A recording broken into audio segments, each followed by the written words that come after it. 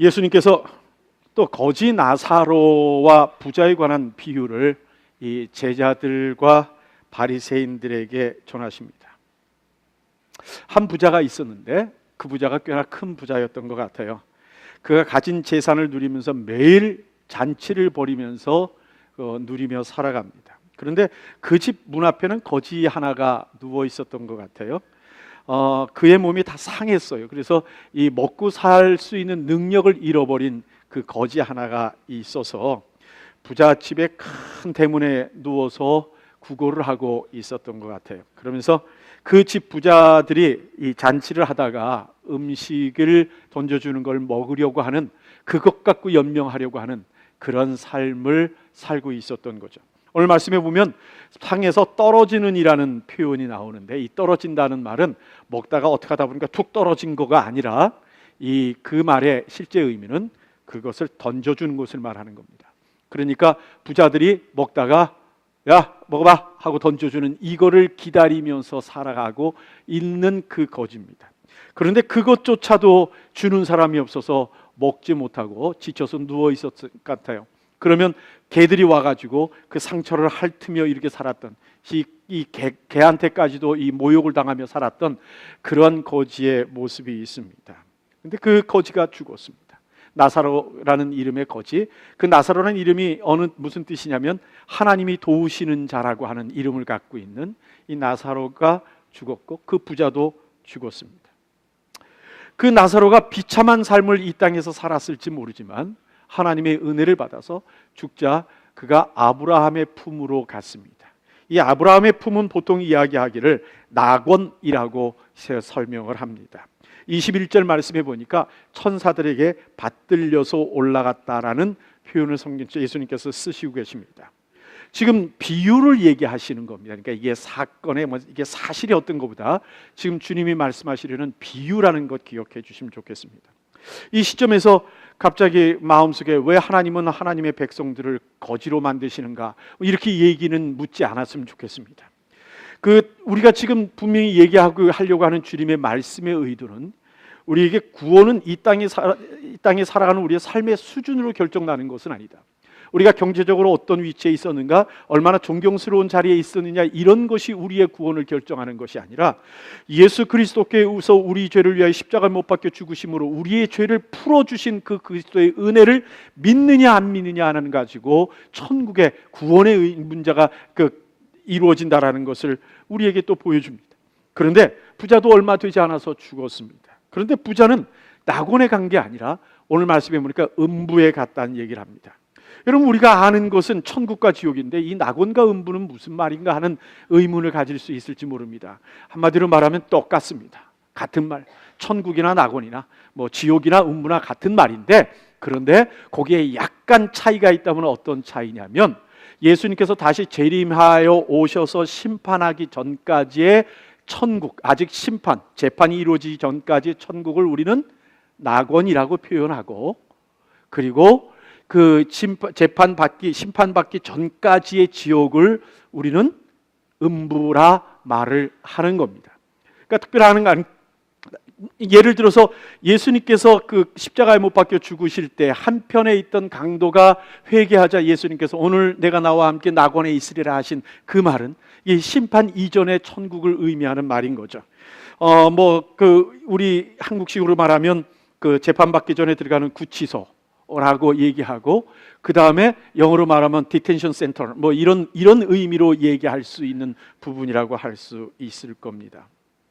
그러나 어디 있든지 간에 음부건 지옥이건 똑같이 갇혀 있는 것이고 고통받는 것이고 결코 그 재판을 통해서 바뀔 수 있는 그런 상황이 아닌 것만은 분명합니다. 그런데 오늘 주님께서 우리에게 교훈을 이 말씀을 통해서 주십니다. 첫 번째로 이 땅에서의 삶의 결과로 우리의 죽은 후가 결정됨을 이 비유를 통해서 우리에게 말씀하십니다.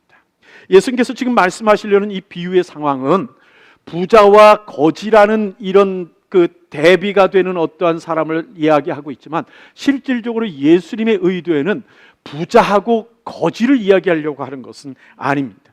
세상을 주인 삼아 살아가는 사람과 그리고 하나님으로 주인 삼아 살아가는 사람 사이에 대비를 하고 있는 것이라고 말할 수 있습니다. 모든 부자가 지옥 가는 것도 아니고 모든 가난한 사람이 천국 가는 것도 결코 아닙니다. 단지 예수님께서 마태복음 19장 24절에서 말씀하신, 같이 한번 읽어볼까요? 시작. 다시 너희에게 말하노니 약대가 바늘귀로 들어가는 것이 부자가 하나님 나라에 들어가는 것보다 쉬우니라 라는 이 말씀을 하시던 그런 의미하고 같은 의미라고 보게 되는 거죠. 부자는 못 들어간다, 돈 많으면 못 들어간다가 아니라 재물로 자기 주인 삼으며 살아온 사람에게는 그 천국이 불가능하다라는 말씀을 하시려는 겁니다. 물론 결론은 뭡니까? 마태복음 19장 26절 말씀에 보니까 같이 읽을까요? 시작. 예수께서 저희를 보시며 가라사대 사람으로는 할 수 없으되 하나님으로서는 다 할 수 있느니라. 예수님의 결론은 그겁니다. 재물을 의지하고 살아가느라고 천국 갈 수 있는 것이 아니다. 그 존재들은 결코 천국 가는 것이 약대가 바늘귀로 들어가는 것만큼 어렵겠지만, 불가능하지만, 그러나 누군 가능하다? 하나님은 가능하시다. 예수 그리스도를 통하여 가능하다라는 말씀을 하시는 겁니다. 결국 이건 이 땅에 우리가 무엇을 가졌느냐가 아니라 누가 내 주인이냐 하는 것 갖고 이 모든 것이 결정된다는 겁니다. 가난한 사람이라 하더라도요, 그 가난이 자기 주인인 사람이 있습니다. 그래서 그 가난 때문에 분노하고, 가난 때문에 무기력하고, 가난 때문에 게으르다면, 그런 것들이 그 마음의 주인이 되어 있다면, 그 또한 성령이 함께 하실 수 없는, 성령이 거하실 수 없는 사람인 것만은 분명합니다. 하지만 예수를 믿어서 구원을 얻고 하나님으로 내 주인 삼은 그 사람들은 어떠한 상황에서도 천국 가는 것은 확실합니다. 이건요, 여러분, 상급도 동일합니다. 이 땅에 사는 동안에 우리들이 삶을 어떻게 살았느냐 하는 그 삶을 근거로 예수님께서 상급에 관한 이야기를 하십니다. 예수님이 이런 얘기를 하세요. 생명의 면류관, 의의 면류관, 영광의 면류관, 이 얘기를 하세요. 이 말씀을 하시는 것은 이 땅에 살았던 우리의 삶의 결과로 우리가 얻게 되는 것이라는 사실을 분명히 얘기하는 거죠. 그런데 우리가 이 살았던 이 땅의 삶이요, 모두가 다 하나님 앞에 다 상급으로 올라가는 거 아닙니다. 하나님 말씀에 보니까 그 과정에서 우리가 쌓았던 인생의 모든 탑들이 불 가운데로 지나가다가 다 없어지는 것들이 있다고 그러십니다. 여러분, 고린도서 3장 10절부터 15절까지 같이 한번 읽어볼까요? 같이 읽죠. 시작. 내게 주신 하나님의 은혜를 따라 내가 지혜로운 건축자와 같이 터를 닦아두매 다른 이가 그 위에 세우나 그러나 각각 어떻게 그 위에 세우기를 조심할지니라. 이 닦아둔 것 외에 능히 다른 터를 닦아둘 자가 없으니 이 터는 곧 그리스도의, 우리가 터를, 예수 그리스도를 터 삼아서 인생을 살아간다는 겁니다. 그 다음에요, 만일 누구든지 금이나 은이나 보석이나 나무나 풀이나 집으로 이 터 위에 세우고, 우리 인생을 지금 집을 짓는 거죠. 각각 공력이 나타날 터인데 그날이 공력을 밝히리니 이는 불로 나타나고 그 불이 각 사람의 공력이 어떠한 것을 심판할 것입니다. 만일 누구든지 그 위에 세운 공력이 그대로 있으면 어떻게 되고요? 상을 받고, 그 다음에 누구든지 공력이 불타면 해를 받으리니 그러나 자기는 구원 얻은 때 불 가운데서 얻은 것 같으리라. 이에 어떻다고요? 우리가 살아가는 그 삶이 결국 불 가운데로 지나가게 될 것이고, 그 모든 것이 다 타버려서 남는 것이 없이 구원을 받게 된다면, 구원을 받기는 하지만 속칭 우리는 그걸 뭐라고 얘기한다? 부끄러운 구원이라고 말을 한다. 그러나도 분명한 건 뭡니까? 하나님은 우리의 삶을 기억하신다. 우리의 삶을 기억하신다는 사실입니다. 둘째로, 예수님은 우리가 죽은 후에는요, 우리가 구원받는 그 상황이 죽은 후에는 결코 바뀌지 않는다라고 하는 말씀을 우리에게 주십니다. 예수님께서 그 음부라는 곳이 이 불꽃 가운데 고통받는 곳이라고 설명을 하십니다. 마가복음 9장 43절에 보면 그곳을 뭐라고 표현하냐면 꺼지지 않는 불이 있는 곳이라는 표현을 씁니다. 이 꺼지지 않는 불이라는 말에 그 이미지는 어디서부터 왔느냐면, 여러분, 그 이스라엘 백성들이 살아가는 이 예루살렘의 한쪽 계곡에, 그걸 흰놈의 골짜기라 그러는데, 그 계곡은 쓰레기들을 이렇게 버리는 곳, 이 도시 쓰레기들을 버리는 곳입니다. 쓰레기를 버리면 쓰레기를 태우려고 불을 붙이겠죠? 그러면요, 쓰레기가 안쪽에서도 붙고 바깥쪽에서도 붙고 이게 타잖아요. 그러면요, 속에서 타는 불은 아무리 비가 와도 꺼지지 않고 계속 탑니다. 그러다 보니까 누가 일부러 불을 또다시 붙이지 않는데 1년 12달 365일 그리고 어느 때든지 거기서 연기가 나면서 불을 타는 그 모습을 보면서 그곳의 이름이 흰놈의 골짜기잖아요. 그렇죠? 흰놈의 골짜기이기 때문에 지옥을 표현하는 말로 뭘 썼냐면 개흰놈, 개해나. 그러니까 흰놈의 골짜기라는 말을 써서 지옥이란 말을 표현하는 말로 헬라에서 쓰기도 합니다. 부자가 아브라함의 품에 안겼어요. 안겨서 죄송합니다. 그 부자가 아브라함 품에 안겨 있는 나사로를 보게 됐어요. 그러자 이 나사로를 보고는 아브라함한테 요청을 하잖아요. 그 요청이 뭐냐면 그 나사로를 통해서 이 손끝에 물이라도 한 방울 캐서 혀를 좀 이렇게 대서 혀를 좀 서늘하게 해달라고. 여러분 참 비참한 표현이죠. 그 비참한 표현이 왜 주님이 쓰실까요? 그 고통이라는 게 얼마나 큰가 하는 그것을 설명하는 주님의 방법이라고 생각을 합니다. 그런데 그 요청을 받은 아브라함이 되게 단호하네요. 뭐라 그러냐면 둘 사이에 큰 구렁이 있다 그러면 이 구렁은 뭐냐면 깊은 계곡, 넓은 계곡을 의미합니다. 그 계곡이 있어서 이 낙원과 음부 사이에는 절대 오고 갈 수 없는 길이 없다는 사실을, 오고 가는 길이 없다는 사실을 지금 아브라함이 이야기하고 있고요. 그 26절 말씀에 보니까 끼어 있어라는 말을 쓰는데 이 끼어 있어라는 이 말은 실제적 의미가 뭐냐면 영원히 고정되어 있어라는 의미입니다. 그러니까 그 계곡이라는 그 구렁이는 완전히 확정되어 있어서 도저히 서로 오고 가며 바꿀 수 있는 부분이 없다는 이야기를 하시는 겁니다. 이 말씀을 우리 생각해 보면 실은 천주교에서 얘기하는 연옥이라는 말 자체가 이게 실은 하나님의 말씀에 맞지 않는 거라는 사실을 우리는 알게 됩니다. 연옥이란 말 여러분들 들어보신 적 있죠? 예, 풀가토리라는 그런 연옥. 이게 풀가토리움이라는 라틴어에서 나온 말인데 이 말은 뭐냐면 정화하다, 클리닝하다라고 하는 이 정화하다라는 말의 의미를 가지고 있습니다. 그러니까 연옥이란 말은 무슨 의미냐면 죽은 후에 다시 사람이 자기 지은 죄를 정화할 수 있는 기회를 갖는 곳, 그 살아있을 동안에 완전히 죄를 씻지 못한 것에 대해서 죄를 씻는 기회를 갖는 장소라는 의미입니다. 이건요, 그 장소에 있는 동안에도 고통받으며 그 연단받는 그러한 장소인 거죠.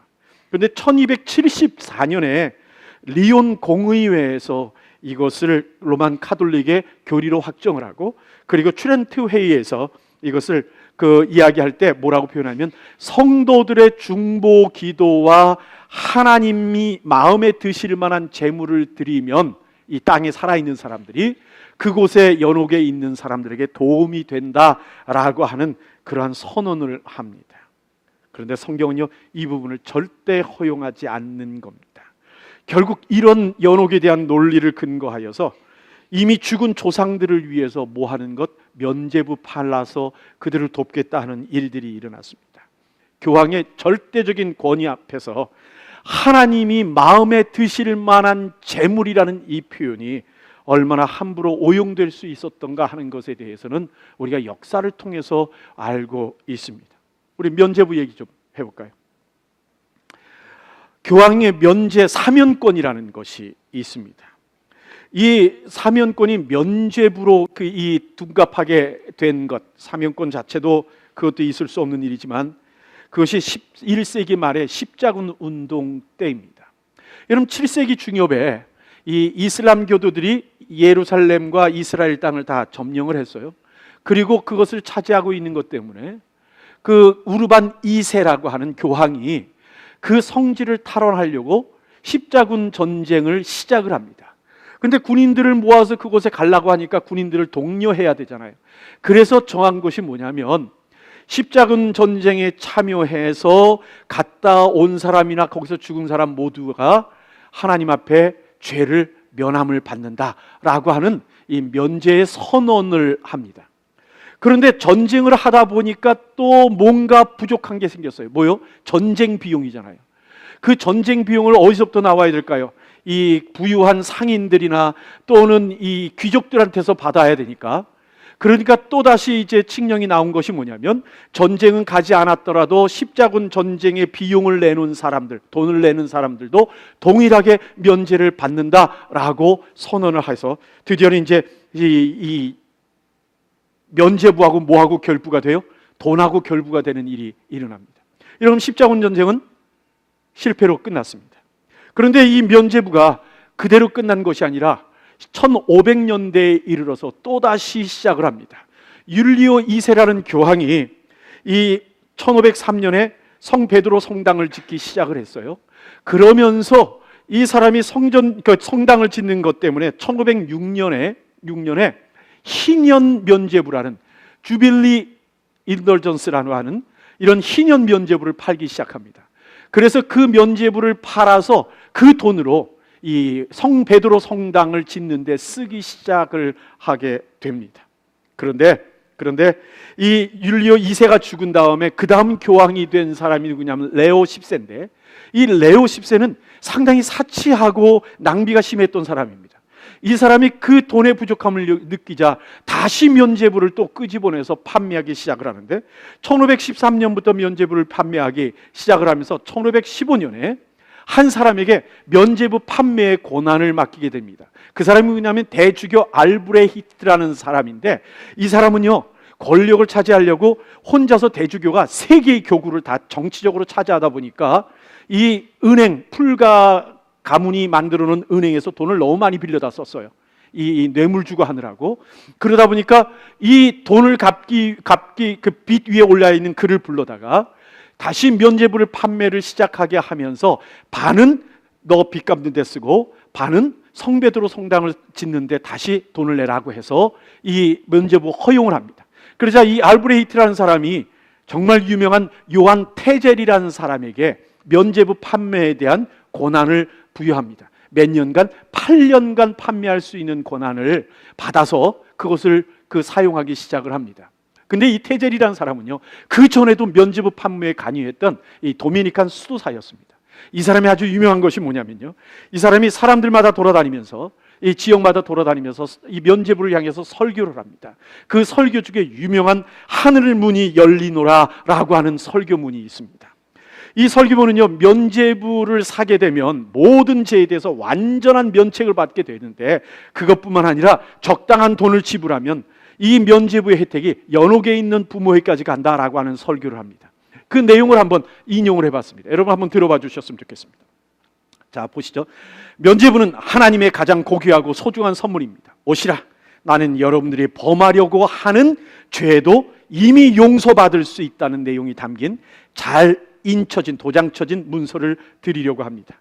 나는 하늘에 있는 성 베드로의 사람들을 위한 나의 특권을 변경하지 않겠습니다. 왜냐하면 내가 가진 면제부로 사도가 설교를 통해 구원한 영혼보다, 뭐예요? 이 초대교회에 3,000명, 5,000명 막 이렇게 그 예수 믿게 한 그것보다도 더 많은 영혼들을 구원했기 때문입니다. 이 면제부가 사지 못할 큰 죄는 없습니다. 그러나 이보다 더 놀라운 사실은 이 면제부는 산 자의 죄뿐 아니라 죽은 자의 죄도 사할 수 있다는 것입니다. 제사장이요, 귀족이요, 상인이요, 아내요, 청년이요, 처녀요, 여러분은 여러분의 부모와 친구들이 지금 저 무적행 바닥에서 애타게 부르짖고 있는 소리를 듣지 못합니까? 우리가 너희를 낳고 양육하고 재산까지 남겨주었는데 너희는 어찌 그리 잔인하고 인색해서 작은 돈을 내어 우리를 건져내려고도 하지 않느냐? 여러분은 지금 여러분의 부모를 구해낼 수 있습니다.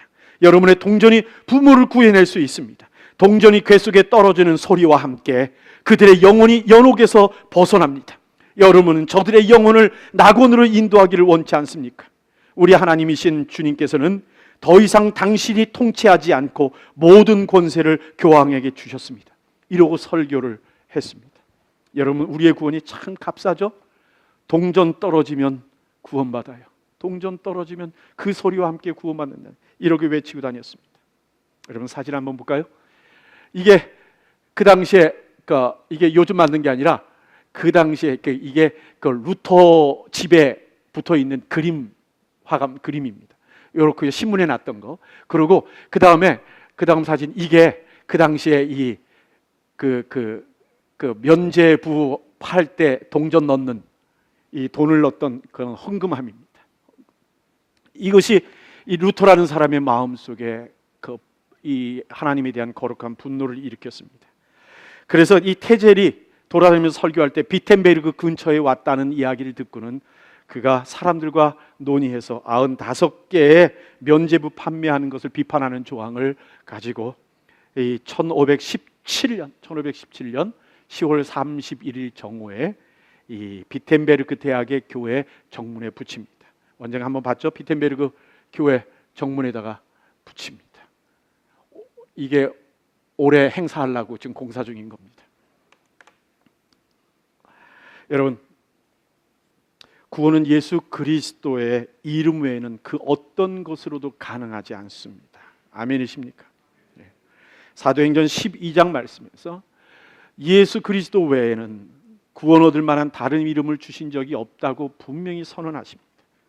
에베소서 2장 8절 9절에서 구원은 어떤 행위로도 얻을 수 있는 것이 아니라 예수의 죽으심의 선물로만 가능하다라고 말씀을 하십니다. 하나님은요, 그리고선 우리의 삶과 죽음을 정해 놓으셨습니다. 그리고는 그 삶과 죽음을 정한 것을 통해서 하나님께서는 그 모든 것이 그것으로 끝나도록 만들어 놓으셨습니다. 히브리서 9장 27절 말씀해 보니까 한번 죽는 것은 사람에게 정하신 것으로 그 후에는 무엇이 있다고요?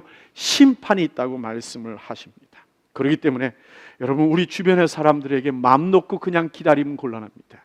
우리의 인생이라는 것이 언제 끝날지 모르는 것 아닙니까?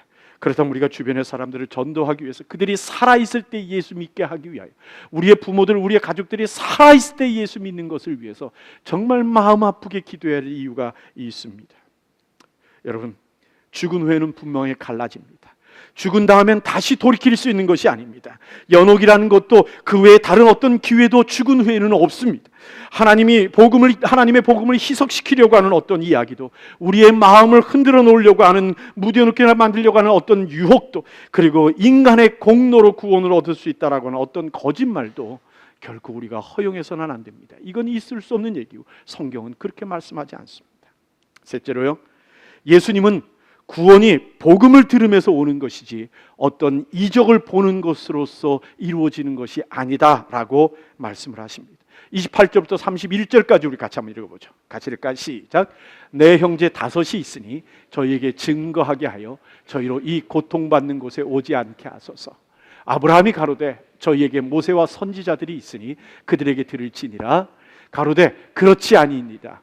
아버지 아브라함이요, 만일 죽은 자에게서 저희에게 가른 자가 있으면 회개하리이다.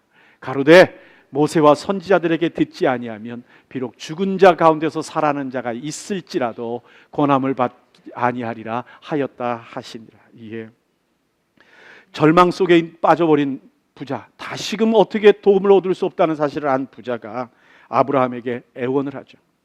자신에게 더 이상 방법이 없다면 이 나사로를 살려서 좀 보내가지고 이 내 동생들, 내 형제들은 이 음부에 와서 고통 겪지 않게 해달라고 요청을 합니다. 그 사람이 이긴 거죠. 만일 죽었던 나사로가 죽은 걸 다 알고 있는데 그 나사로가 살아서 가게 되면 사람들이 놀랄 것이고 어떤 이런 일이 있는가 하고 그 기적을 듣면서 그것을 사실로 받아들이지 않겠는가 하는 이야기입니다. 그런데 예수님 얘기는 분명합니다. 그 모든 것은 다 의미 없는 이야기일 뿐이라고요. 우리의 생각에는요, 죽은 자가 일어나고 병든 자가 고침을 받고 이적들이 행해지면 사람들이 예수를 많이 믿을 거라고 생각을 하는 생각이 있을지 모릅니다. 하나님의 은혜에 대해서 간증하는 일을 듣고 사람들이 마음을 열어 주를 믿을 거라고 생각하는 마음이 있습니다. 그러나 알고 보면 또 그렇지 않은 걸 우리는 느끼게 됩니다. 마음의 말씀을 받아도 흔들리지 않는 굳은 마음을 가진 사람들은요, 그 사람들은 그 어떤 말을 들어도 기적을 봐도 마음을 열지 않습니다. 우리 생각에는 그걸 보게 되면 그래도 마음이 조금 흔들려서 틈이라도 생기지 않겠나 할지 모르겠지만, 물론 그럴 수도 있을지 모르지만 예수님은 사람의 마음이라는 게 그런 게 아니다라고 말씀을 하시네요. 여러분, 우리가 전도 참 많이 합니다. 그렇죠? 전도 하시죠? 이럴 땐 좀 반응이 있어야 돼. 그러니까 전도 하시죠? 네, 아멘. 우리가 봄이 되면 완투한 하고, 그래서 기도하다가 가을 되면 조이투기도 하면서 전도를 합니다. 우리 참 전도 많이 하고, 세상에 전도 많이 하는 사람 참 많습니다. 전도 참 많이 하는데, 그 얘기는 다시 말하면 복음을 세상에서 전도받아서 듣는 사람도 참 많다는 얘기입니다. 그런데 여러분들의 경험을 보십시오. 우리가 전도하지만 대부분은 어떻다고요? 마음을 닫습니다. 안 듣습니다. 2번 하면 더 닫습니다. 여러 번 하면 할수록, 들으면 들을수록 자꾸만 마음을 닫는 사람들이 있습니다. 여러분, 그들을 위해서 우리가 어떻게 할까요? 무엇으로 예수를 믿게 할 수 있을까요? 이적을 보여주면 될까요? 주님께서는 그렇지 않다라고 말씀을 하십니다. 정작요, 하나님의 말씀과 그를 움직이는 성령의 능력이 아니고는 열매를 맺을 수 있는 방법은 없는 것 같아요. 이 부자가 자신은 결국 이 지옥에 떨어져서 후회를 하고 자신의 과거에 살았던 삶에 대해서 그 자신이 깨달음이 있는지는 모르겠지만, 지금 이 땅을 살아가면서 그 부유함에 취해서 살아가는 그 형제들이 나사로가 가서 복음을 전한다고 믿을까요? 여러분 어떻게 생각하십니까? 나사로가 살아나가지고 거지 나사로 가서 저 살아났어요 하고 얘기하면 믿을까요? 안 믿는단 말입니다. 와가지고 하는 얘기가 당신 형이 지옥에 있는데 나보고 가서 살아나서 가서 당신 형이 지옥에 있으니까 회개하라고 얘기합시다라고 얘기하면 사람들이 나사로를 어떻게 할까요? 거반 죽여서 내쫓겠죠. 뭐라고요? 재수없게 형 지옥 가 있다고 말한다고. 그러지 않겠나요? 그게 보통 사람들의 마음일 수 있단 말입니다. 가능은요, 우린 그렇게 전도를 위해서 뭔가 열심히 봉사하고 섬겼는데도 불구하고 결론이 이루어지지 않는 것 때문에 우리의 의욕이 떨어질 때가 참으로 많습니다. 홈네스 미션 예를 하나 좀 들어볼까요? 여러분, 우리가 매달마다, 오늘도 갑니다만, 음식을 만들어서 가서 그들에게 정말 따뜻한 음식을 나누려고 애를 쓰고, 그리고 찬양도 하고 말씀 복음을 그들에게 전합니다.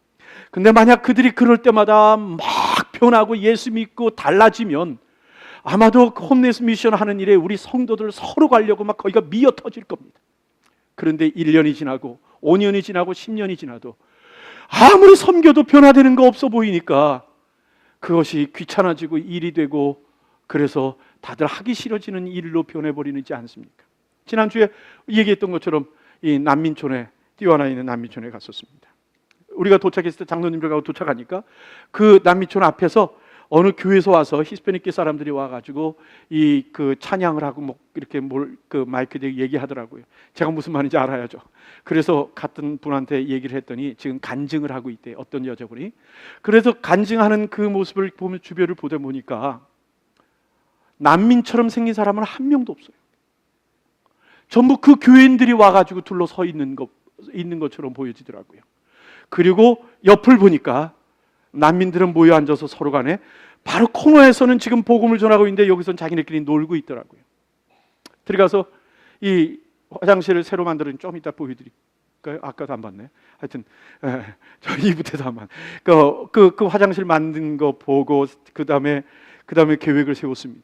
바닥에 그 비 오면 완전히 텐트 바닥이 물이니까 물 위에 텐트가 놓여져 있는 것 때문에 한 10cm 정도, 4인치 정도 이 높여가지고 콘크리트로 전부 위를 덮기로 했고, 그리고 그거 끝나고 나면 위에 한 6m 높이로 지붕을 하는 것을 지금 하는데, 여러분, 그래서 그들의 삶이 행복하도록 좀 더 나아지도록 환경을 개선해주면 예수를 믿을까요? 그분들이? 그걸 정말 바라고 기도하고 소원하지만 지나친 기대는 우리 마음속에 실망이 많아질 수밖에 없는 상황이 되는 것 같습니다.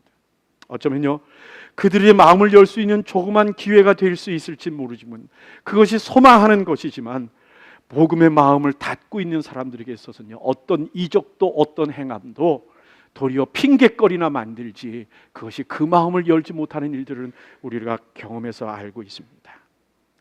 왜냐하면 그 마음이 비어있지 않고 무언가 어떤 주인으로 가득 차 있기 때문에, 그 가득 차 있는 마음이 있으면 복음이 들리지 않는 거죠. 그건 우리의 마음도 그러지 않습니까? 마음에 섭섭한 마음이 가득 차 있으면요, 하나님의 은혜가 감사로 보여지지 않고 섭섭함 갖고 그냥 살아가면 모든 것이 그래도 다 섭섭해지는 게 우리들의 모습이잖아요. 그 좋은 예가 누굴까요? 바리새인입니다. 하나님께서 선지자를 보내셨어요. 또 세례요한을 보내서 회개의 세례까지 베푸는 일들을 했었습니다. 그러자 그 바리새인들이 그 복음을 듣고는 변했던가요? 아닙니다. 변하지 않더라고요. 그들은요, 도리어 그 세례요한의 복음을 거부할 수 있는 자기들의 논리를 단단하게 세우는 일에 더 많은 힘을 쓰더라고요. 예수님께서 오셔서 병자들을 고치시고 그리고 이적을 행하시고 죽은 사람을 살리시는 그 일들을 행하게 되니까 그 이스라엘 안에 회개운동이 일어나던가요? 아니란 말입니다. 도리어 예수님을 죽이는 일을 하고 예수님의 십자가 앞에서 예수님을 조롱하는 사람들이 바로 그들의 모습 아닙니까? 그러니 마음이 길가밭 같고 돌짝밭처럼 굳어있는 사람들에게는요, 하나님의 사랑의 음성도 마음도 말씀도 느껴지지 않습니다. 도리어 그 일을 대할 때마다 내 입에 변명만 늘어나게 되어버리고 만단 말입니다. 그래서 예수님께서 복음에 관한 이야기를 하시면서 우리의 마음이 네 가지 종류의 마음이 있다고 얘기하시잖아요. 길가의 마음, 돌짝 마음, 또 뭐예요? 가시덤불 마음, 그리고 옥토의 마음 네 개 있다. 너희는 어떤 마음이지 한번 돌아봐라라고 주님께서 말씀하신단 말입니다. 여러분, 정말 우리가 하나님 앞에 전도 대상자를 위해서 전도하려고 할 때 해야 될 가장 첫 번째 문제는 그들의 마음을 열어달라고, 정말 그들의 마음을 열어달라고 기도하는 것에 우리가 간절함을 보여야 될 필요가 있습니다. 이제 우리의 마음을 한번 돌아봅시다. 여러분, 우리의 마음은 어떤 마음입니까? 어떤 상황에서도 하나님의 말씀이 내 귀에 들리고 내 마음에 들려오는 마음입니까? 아니면 이런저런 이유를 대면서 어떤 이야기를 들어도 마음에서 그 말씀이 튕겨나가 버리고 그리고 그 마음에서 복음이 들어와도 전혀 힘을 못 쓰는 우리들의 마음은 아닙니까? 마음이 길가밭, 돌짝밭, 가시밭이라면 기도 응답을 아무리 받아도 원하는 것이 이루어져도 잠시 좋아하는 것뿐이 없지 곧바로 우리 조금만 지나가도 말라 비틀어진 마음이 되어서 또다시 만족감이 없어지는 우리의 삶을 살게 됩니다. 말씀을 맺습니다. 결국 주님께서 오늘 우리들에게 하시려는 말씀을 한 단어로 이야기하면 비록입니다. 비록. 비록 부자여도 예수님 없으면 지옥에 갈 것이고, 비록 가난하여도 그 속에 예수 그리스도가 계시면 천국에 갈 것이고, 비록 그가 죽은 후에 깨달아도 다시 돌이킬 기회는 없고, 비록 죽은 자가 그 앞에 다시 살아나는 이적이 있다 하더라도 복음을 전하는 성도의 말에 마음을 열지 않고 닫는 사람은 살아난 자의 증거도 의미가 없고, 비록 우리의 소원과 기도 제목들이 어떤 것들이 이루어진다 하더라도 우리의 마음의 주인이 하나님이 안 되면 그 모든 순간에 감사한 마음, 잠깐 기쁨이 있을지 몰라도 곧바로 옛날에 굳어진 마음으로 돌아가게 됩니다. 그러나 비록 우리의 수고로운 이 땅에서의 섬김과 삶이 눈에 보이는 보상으로 다가오지는 않는다 하더라도 하나님 앞에서는 그렇지 않다는 사실, 하나님은 우리의 삶을 기억하신다는 사실을 우리에게 주님께서 가르쳐 주십니다. 여러분, 우리의 마음의 주인이 하나님이셔야 합니다. 하나님이셨던 추억이 아니라 지금 우리의 마음의 주인이 하나님이셔야 합니다. 그래야 복음이 들립니다. 그래야 음성이 들립니다. 그래야 깨달음이 생기고 그래야 변화가 가능해집니다. 그리고 그래야 하나님이 행하시는 것을 우리가 볼 수 있게 됩니다. 자, 우리 마음을 한번 돌아봅시다. 오늘만이라도 한번 생각해 봅시다. 오늘 들은 이 말씀이 여러분의 마음속에 와서 튕겨나갑니까? 지금 아니면 이해되는 것 조금 아는 것 같은데 곧바로 그냥 사그러져 버립니까? 아니면 뭔가는 알겠는데 변화하고 싶은 마음에 의지는 안 생깁니까? 그렇지 않으면 30배, 60배, 100배의 열매로 맺어지는 것 같으십니까? 무엇이 지금의 여러분들의 마음인지를 한번 살펴봤으면 좋겠습니다. 비록 우리가 예수 그리스도를 믿는 성도라 하여도 내 마음에 성령으로 가득 차 있지 않으면 나는 하나님의 마음을 외면합니다. 우리의 마음이 하나님의 마음으로 가득 차 하나님의 음성을 들을 줄 아는 삶을 살기를 진정으로 소원합니다. 이를 위해서 해야 될 일이 뭘까요? 똑같습니다. 성경 안 읽고 기도하지 않으면 이걸 극복할 방법은 없습니다. 성경을 읽는 것과 기도하는 것을 외면하고는 그 모든 것은 불가능함을 여러분들 꼭 기억합시다. 여러분, 그것부터 다시 회복하는 여러분들이 되기를 원합니다. 한번 따라합시다. 비록 내가 하나님의 자녀라 하여도, 그 다음에 점점점점점 그 많은 것들을 생각한 후에 그 다음에 주인 되심을 회복하자. 회복하자. 다시 한번 합시다. 비록 내가 하나님의 자녀라 하여도, 잠깐 쉬었다가 주인 되심을 회복하자. 아멘이십니까? 옆에 분과 한번 얘기합시다. 주인 되심을 회복합시다. 서로 눈 좀 쳐다보면서, 예, 그리고 잠시 뒤에 누가 앉았는가를 다시 한번 살펴보고, 예, 뒤에 앉은 사람 확실히 얼굴 보십시오. 대충 보지 말고, 예, 그분을 향해서 마음으로 얘기하는 겁니다. 주인 되심을 회복하자. 아멘. 아멘. 우리 같이 한번 기도하겠습니다.